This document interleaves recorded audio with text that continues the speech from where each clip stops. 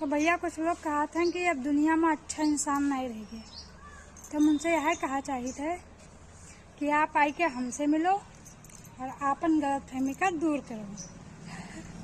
समझो भैया, कल पंडित जी बोल रहे थे कथा में कि मनुष्य ना कुछ लेकर आया है और ना कुछ लेकर जाएगा।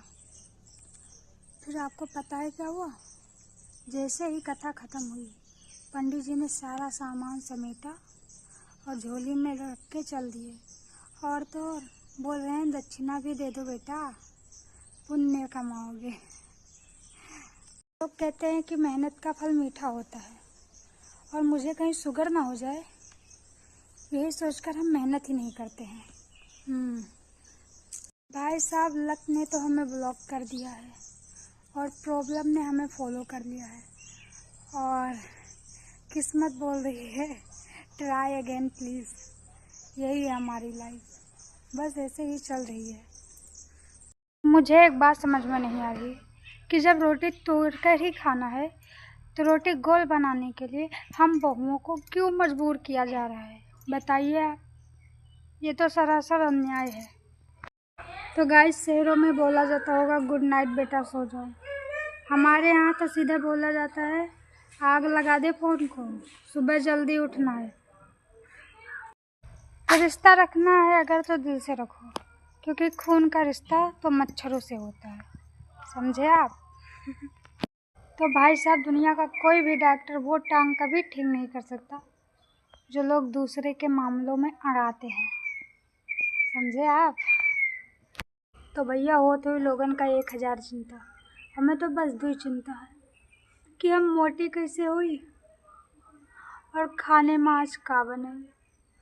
बस कोनो ज्योतिषी तो ना हुई, फिर भी बता दी था कि इस समय आप लोग का करते हो। इस समय आपके 4 उंगली जो है ना, ये फ़ोन के पीछे हुई और आपका जो अंगूठा है ना, ये स्क्रीन पर हुई।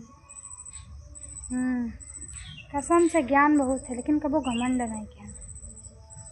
अरे पूरी दुनिया में बादल ही एक ऐसा पुरुष है जो गरज भी सकता है और बरस भी सकता है और उसका कोई कुछ नहीं कर सकता है, समझे आप?